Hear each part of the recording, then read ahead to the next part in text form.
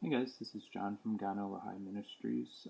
Today we're going to go over a teaching called Jesus did not declare all foods clean. Nowadays, many people, many Christians believe that he did declare foods clean for one reason or another, and we're going to go over those things. So a summary of our text we're going to go over. By the way, I encourage you to read the entire chapters of what I'm reading, all the verses I'm referencing. Do some searches, do your own research. Don't take my word for it. Don't take anybody else's word for it. Just read the Bible, let it interpret itself, and do your best to do it with an unbiased view. That being said, our summary of texts are going to be Matthew 15, the Negel Vesser, and that's a tradition of the Pharisees we're going to go over. A couple verses in Deuteronomy. We're going to go over Mark 7. We're going to go over Greek manuscripts of Mark 7. We're going to go over the actual dietary laws themselves in Leviticus 11 specifically. We're going to go over Acts 10 and Acts 15. So let us begin. Matthew 15. So your context is going to be very important, of course, and it's going to start at the beginning of the chapter. So verses 1 through 5 really is the beginning of your context, and like I said, go through and read it yourself. There's a lot of slides here, so I'm going to try to move pretty quickly, so feel free to pause the video, rewind if you like. So starting at verse 1, it says, Then came to Jesus scribes and Pharisees, which were of Jerusalem, saying, Why do your disciples transgress the tradition of the elders? For they wash not their hands when they eat bread. So notice this is not a commandment of God. This is a tradition of the elders, these Pharisees and scribes. And it's regarding washing hands while eating bread. But he answered and said to them, Why do you also transgress the commandment of God by your tradition? Make the differentiation. So, what are they talking about? Basically, the Pharisees created this tradition where they take something called a Negel Vesser. It's kind of like a cup with two handles, and what they do is they say a specific prayer over bread, and then they will say the prayer, and while they're doing it, they'll take this vessel filled with water, and then they pour it over their left, then they'll take the other handle, pour it over their right, and they repeat 3 times. And that is to somehow make them clean for eating bread.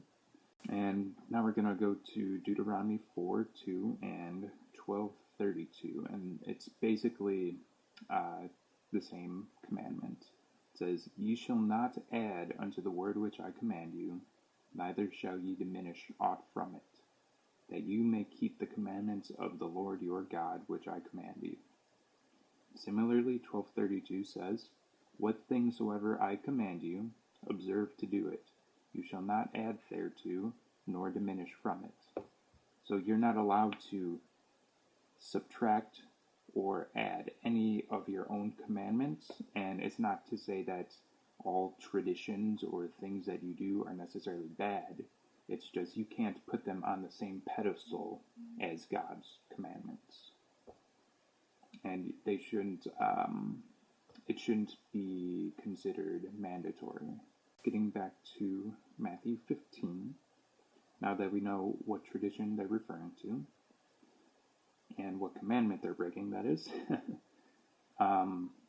Matthew 11 through 20, we have, Not that which goes into the mouth defiles a man, but that which comes out of the mouth, this defiles a man. This is Jesus speaking. But in vain they do worship me, teaching for doctrines the commandments of men. And he called the multitude and said unto them, Hear and understand, not that which goes into the mouth of a man defiles a man, but that which comes out of the mouth, this defiles a man. And he's quoting Isaiah here, Isaiah 29:13, and he says, commandments of men, in that 9th verse. So it's very important to keep the traditions or the teachings for doctrines, like he references in Isaiah, separate from the commandments of God. And Jesus said, "Are ye also yet without understanding?" This is when he goes to the side with his disciples. They ask him, "Do not ye yet understand that whatsoever enters in at the mouth goes into the belly, and is cast out into the drought," which is like the toilet. "But those things which proceed out of the mouth come from the heart, and they defile the man. For out of the heart proceeds evil thoughts, murders, adulteries, fornications, thefts, false witness, and blasphemies. These are the things which defile a man. But to eat with unwashen hands defiles not a man." That's a very important part to this, because we're going to go to a parallel account of this event, which is Mark 7, so keep that in mind. All right, so Mark 7, again, we're going to get our context. "Then came together unto him the Pharisees and certain of the scribes which came from Jerusalem. And when they saw some of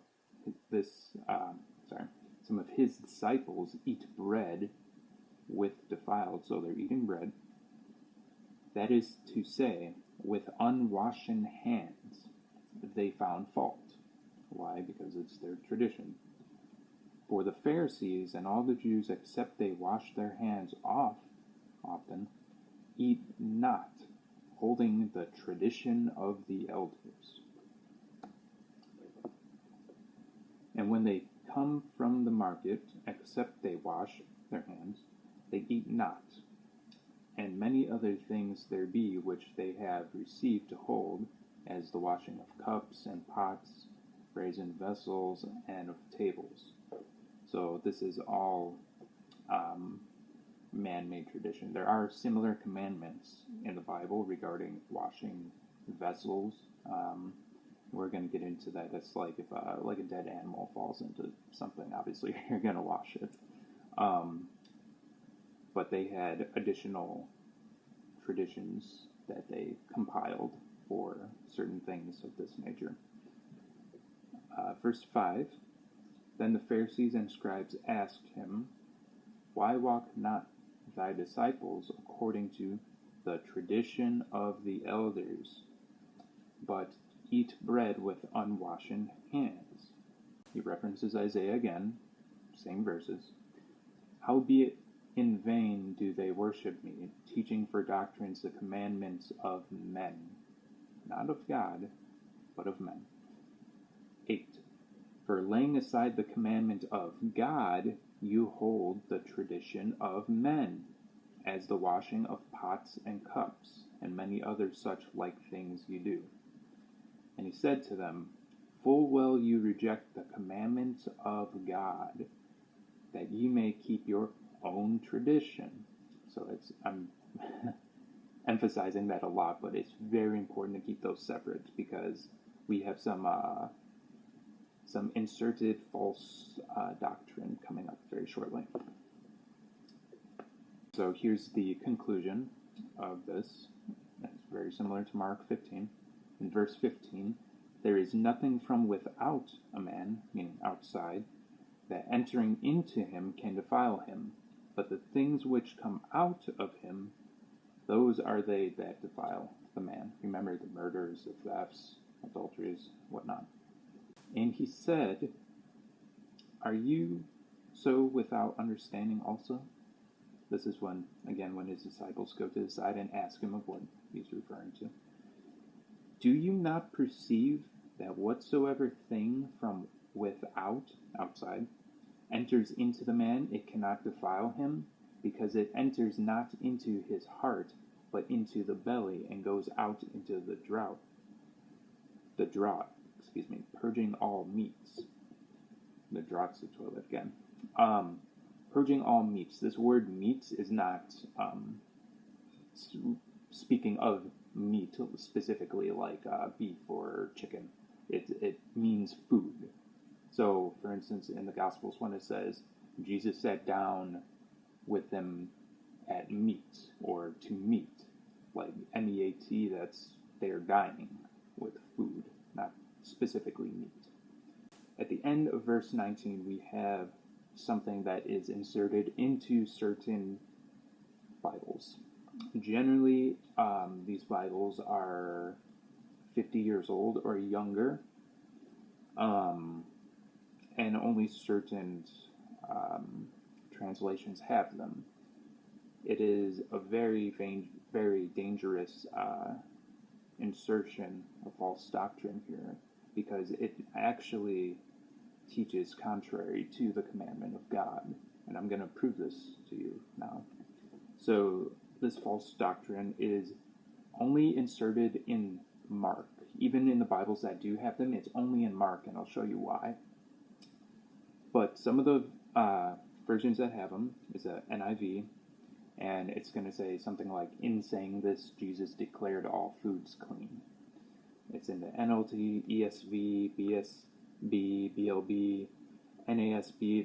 There's actually a lot of them that have it.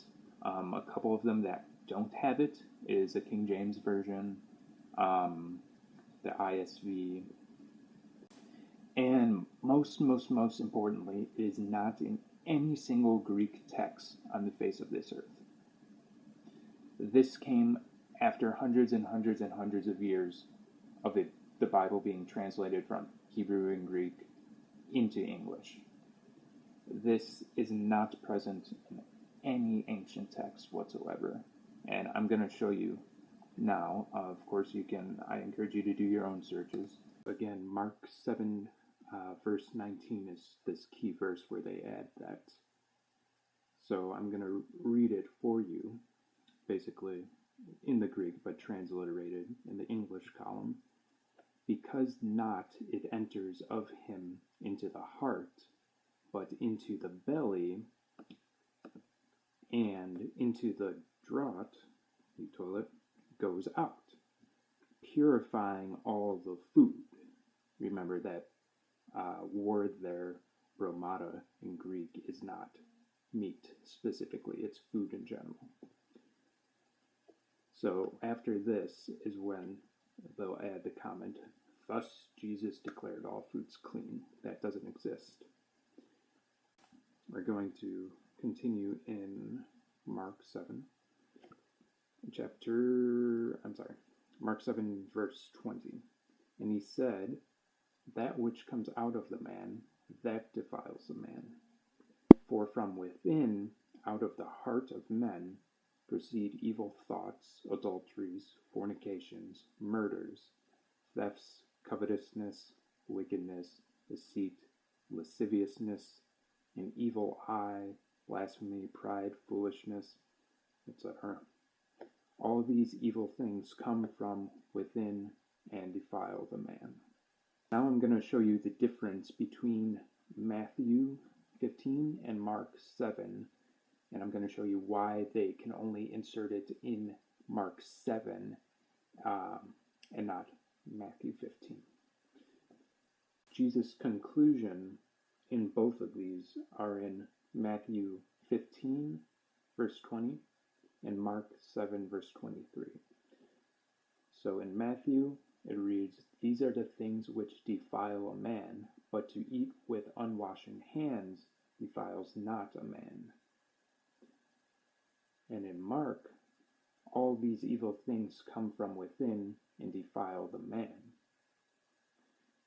And notice it does not repeat the statement about unwashed hands in Mark 7. So because it does not reiterate the part, but to eat with unwashed hands defileth not a man, in Mark, and is directly adjacent to Jesus' conclusion in Mark, then they can pervert the rest of the context of the chapter and just really disregard it and throw it out the window. But because in Matthew, right before, or right adjacent to when Jesus gives his conclusion, the writer again puts the context of unwashing hands. That's why they can't insert this false doctrine into Matthew. They have to only do it in Mark. And honestly, this adding of this false doctrine is license to sin. I would argue that is one of the evils that proceeds out of the heart of man. To do that which is contrary to the Word of God and to insert one's own tradition. Now we're actually going to go over these dietary laws, these restrictions and whatnot. Seems to be so vague for some people. A lot of people haven't read them before or haven't read all of them. They just are kind of unaware. So I'm gonna try to quickly summarize this whole chapter very briefly. So any dietary restriction really is mainly about certain animals. So this is regarding eating certain meats. That's the bulk of it. And so they're listed in categories, and you could find all this in Leviticus 11. So the first category is beasts. The requirement is that they must have a parted hoof and they chew cud, so they chew grass and whatnot. So some examples would be cows, sheep, goats, deer, gazelles, and the like. Some counter examples would be swine, which is referenced so often in the Bible, rabbits, camels, that sort of thing. Seafood, they must have both fins and scales. So an example would be salmon, bass, anchovies, herrings, halibut. Counter examples would be catfish. They do have fins, but they don't have scales. So you gotta kind of watch for that. Similarly, going back to the beasts, the swine, they part the hoof, but they don't chew the cud. And interestingly enough, all of these have a lot of health benefits if you go by these rules. And similarly, if you don't, there's a lot of things that can harm your health. And I'll make another video at some point about all the different sort of categories and whatnot. But anyways, back to the counter examples of seafood. We have crab, like crustaceans, lobster, shrimp, calamari, which is squid. Then we have the fowls, the birds. So domestic birds can be eaten, but birds of prey cannot be eaten. So obviously you can have chicken, turkey, pheasant. Counter examples would be hawk, eagle, owl, a heron, anything that preys on like other animals, sort of. Then you have something called the flying, creeping things, which is basically insects.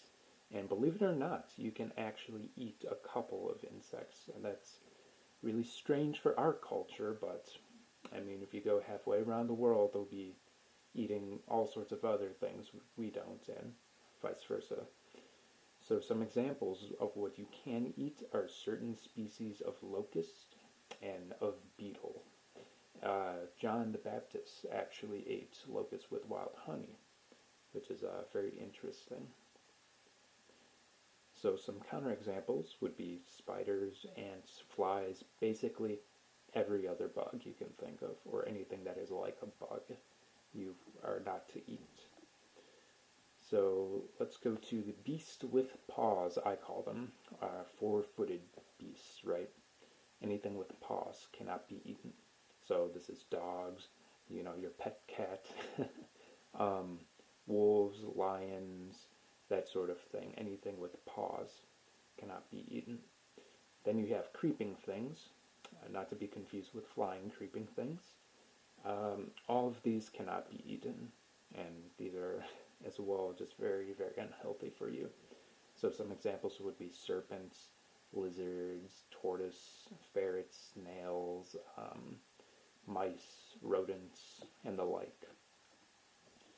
Okay, so that's all of the animals that you can and cannot eat, basically. And by the way, it might sound like there's not, there's a lot more that you can't eat than you can eat, but if you actually get into like the specifics, like there's actually plenty for you to eat. So this isn't like, burdensome and super restrictive. Plus, in combination with the health benefits, it's like really good for you.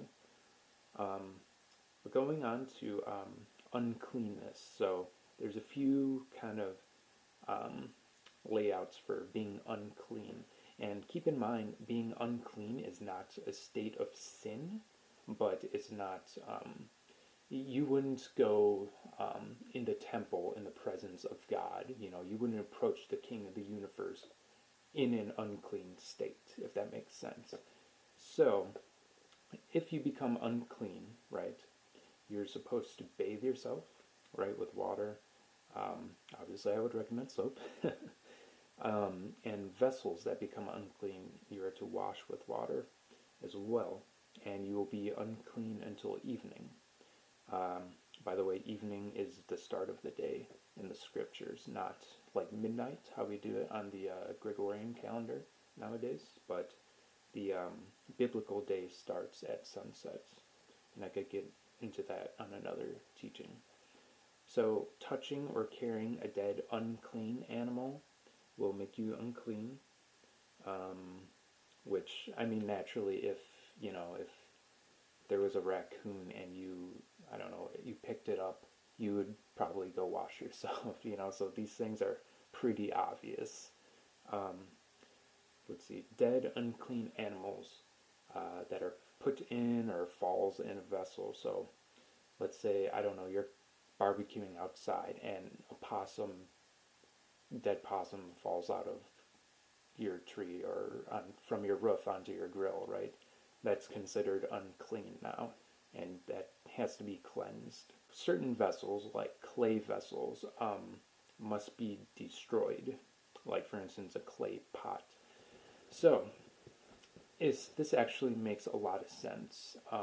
It might sound like a weird restriction, like if just on the surface, but it makes a lot of sense because back in the day, when you'd have a big pot and maybe you're storing grain or something in it and you get a crack in it, well, bacteria could grow in that crack and then it will feed, it will basically infest this grain or whatever you're storing in this earthen vessel, this clay pot, and then you'll get sick from that and you can die.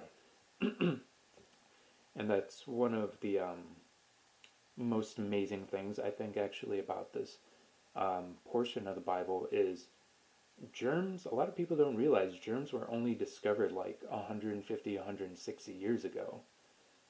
So I think that's really amazing. So clean food and drink made unclean must be thrown out. So similar, back to your possum on the roof, right? If it falls off onto your grill, onto your, your chicken or your kebabs or whatever you're grilling, the food's no good. You have to throw it out. And then, interestingly, unclean ovens or ranges are to be broken down. And so I think this refers more to like back in the day when you had like a furnace, like sort of like a pizza thing, like something that's going to be right there in the being cooked right on the surface of the range or the oven. Not so much if you had like a pan that's replaceable and you put it on top and whatnot, but nonetheless, those things are unclean and they're to be broken down. And then there's a couple of dietary restrictions. So Deuteronomy 23 reads, "Only be sure that you eat not the blood, for the blood is the life, and you may not eat the life with the flesh. You shall not eat it, thou shalt pour it upon the earth as water." I'm going to be referencing this last one specifically later in the teaching. So another instance in the Bible where people will go to try to prove that Jesus declared all foods clean is the vision that Peter has in Acts chapter 10. So let's read that, and again, I encourage you to read the entire chapter. So it says, "On the morrow, as they went on their journey and drew nigh unto the city, Peter went up upon the housetop to pray about the 6th hour.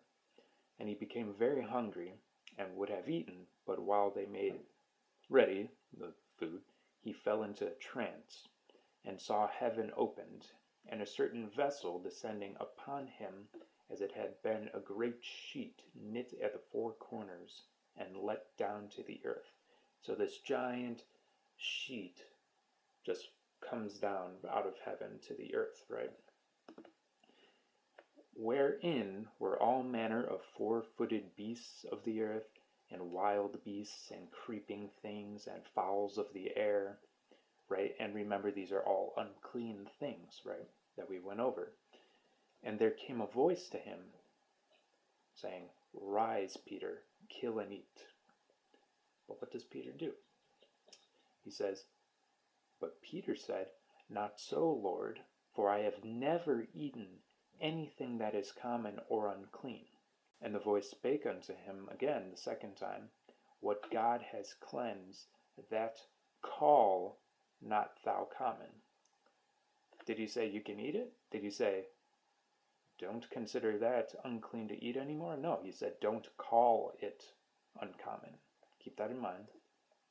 And so this happened 3 times. And so Peter stood up and said, "Not so, Lord, for I have never eaten anything common or unclean," 3 times. And the vessel was received up again into the heaven. Now, this is important, while Peter doubted in himself, he doubted in himself. Why? What this vision which he had seen should mean. Behold, the men which were sent from Cornelius made inquiry, and so on the chapter goes. So why would Peter doubt in himself? Because he knew that was against the commandment of God. Would God ever tell you to break his own commandment? No. No, he wouldn't. He would be unjust, and he would not be consistent in his logic, and we know that to not be true. Whether you believe that he declared them clean or not, God, we're going to get to the bottom of it, because we're going to see the meaning of the vision as Peter states here. So if you go to Acts chapter 10, and by the way, you can find this whole thing over in the next chapter, Acts 11, where he's basically giving the summary to other people of what happened, and he gives the same conclusion. He says, in verse 18, Peter says, "And he said unto them, You know how that it is an unlawful thing for a man that is a Jew to keep company or come unto one of another nation. But God has shown me that I should not call, not eat, call any man common or unclean." That is the understanding revealed to Peter by God. If you are going to add something to that, you are inserting your own doctrine. That is your own tradition, which is the same thing that the Pharisees did in Matthew chapter 15 and Mark chapter 7. Now we're going to go to a really good part, Acts chapter 15.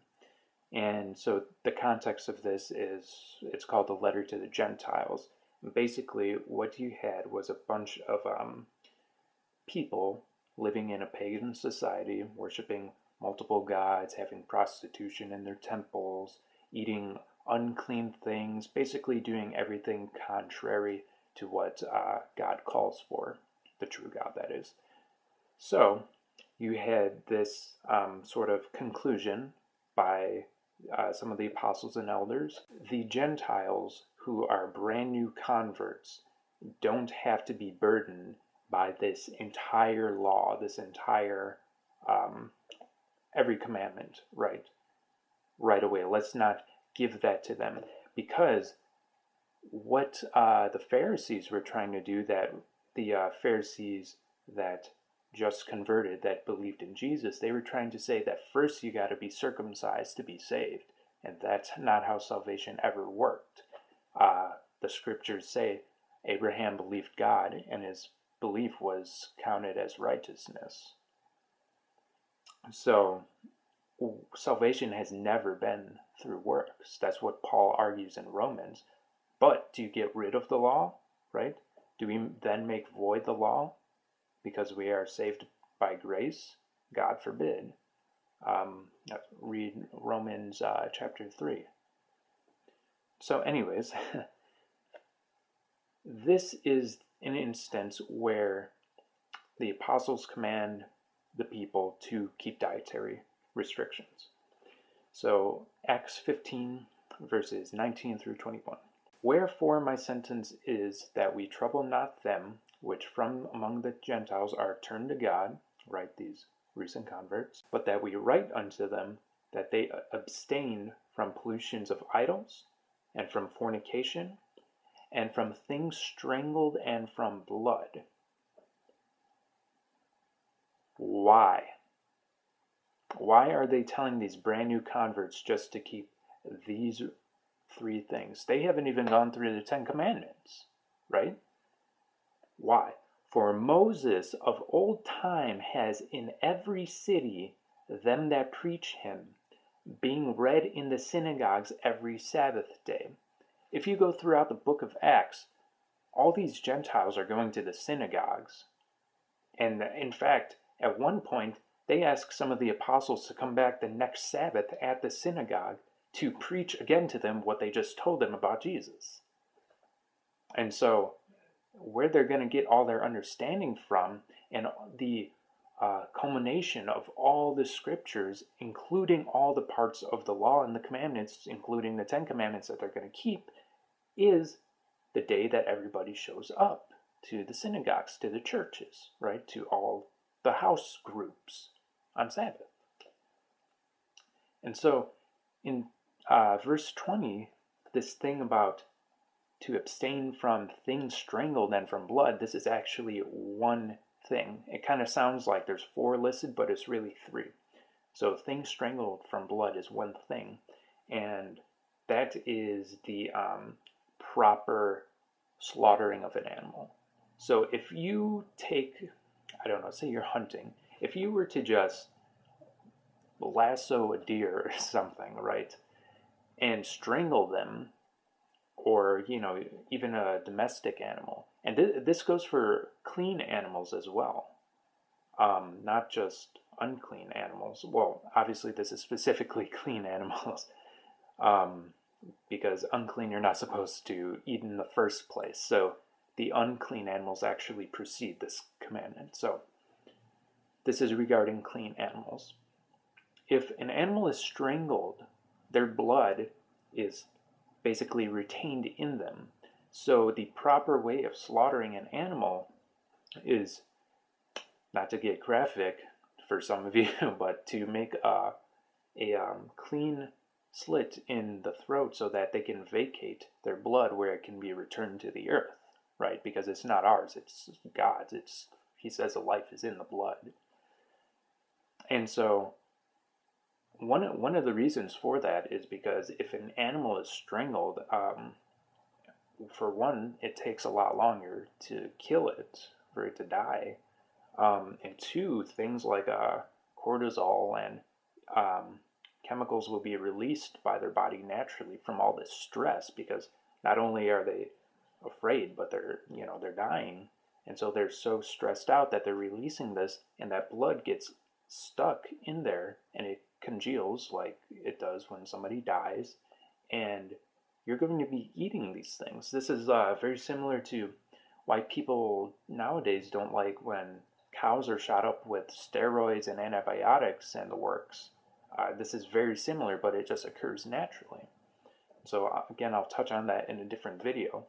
But here is clear proof that you should keep the dietary laws. And honestly, they're not burdensome. You know, it might be different from what you're used to, but they're good for you. You know, 1 John 3:4 says, "Sin is whosoever sins transgresses the law, for sin is transgression of the law. And you're not saved by the law, like I said. But if you truly have a change in your heart and you are transformed and Jesus, Yeshua, is in your heart, you're going to do works to make your faith perfect, as James writes. There has to be some sort of change in you. To conclude, and to back that statement up a bit, let's go to Matthew 5:17 through 19. This is Jesus on the Sermon on the Mount. He says, "Think not that I am come to destroy the law or the prophets. I am not come to destroy, but to fulfill." Now keep in mind, he just said twice he's not destroying the law.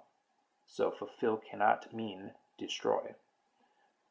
"For verily I say unto you, truly, till heaven and earth pass, one jot or one tittle shall in no wise pass from the law until all be fulfilled." We know that hasn't happened yet because he's not back. Judgment Day hasn't happened. I mean, prophecies, the destruction of Damascus hasn't happened. The abomination of desolation, I mean, you can go on and on and on, has not been fulfilled yet. "Whosoever therefore," verse 19, "shall break one of these least commandments, and shall teach men so, he shall be called the least in the kingdom of heaven. But whosoever shall do and teach them, the same shall be called great in the kingdom of heaven." So, salvation is a free gift. It's not a reward, it's a free gift. But reward is of merit. So, you will be given not certain privileges, but certain rewards. I mean, there's a scale that he just stated. There's the least in the kingdom of heaven, and there's the greatest, and there's everywhere in between. And the way you get a certain status is by doing these commandments. You do have to have the qualifier, which is salvation, the free gift, right? But afterwards, what do you do with your time here on earth? You know, this precious thing that God gave you is going to be judged. Throughout all the scriptures, it says, even up until Revelation, it says you will be judged by your works. In fact, Jesus says in Revelation to the letters of the 7 churches in Asia Minor, "I know your works." He says it every single time in each letter. So, last one. 2 Peter verse 2.